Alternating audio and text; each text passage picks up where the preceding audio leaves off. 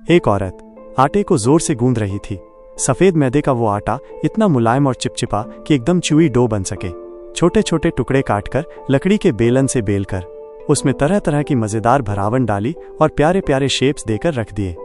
थोड़ा सा गरम इंतजार और फिर तैयार मोमोज।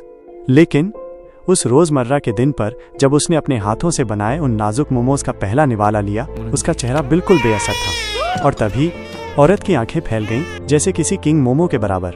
कहीं मैंने गलत तो नहीं देखा? दोबारा देखा तो वो मोमो जिंदा था। यहीं से उसकी जिंदगी बदल गई। उस नन्ही सी जान को उसने तोहफा मान लिया। जिम्मेदारी आसान नहीं थी, क्योंकि वो नन्हा कहीं जा नहीं सकता था, लेकिन फिर भी उसकी मासूमियत और क्यूटनेस औरत की सारी थकावट मिटा देती थी। समय गुजरा, मोमो मांडू माँ के प्यार से बड़ा हुआ। जिस्म ही नहीं, उसका दिल दिमाग भी बड़ा हो गया। अब उसके नखरे बढ़ गए।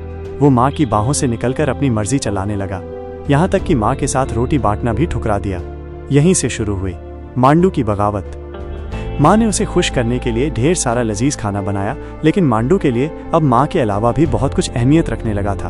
उसकी दुनिया बदल चुकी थी और एक दिन वो घर ले आया एक अजनबी लड़की। अब उसका दिल उसी के साथ था, माँ से दूर जाने के लिए पूरी तरह तैयार। वो मुस्कान जो कभी सिर्फ माँ के लिए थी, अब किसी और के होठों पर थी।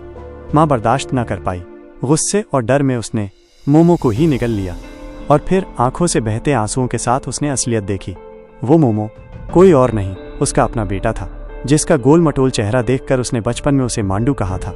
बेटे ने हाथ बढ़ाया, माँ से माफी मांगी।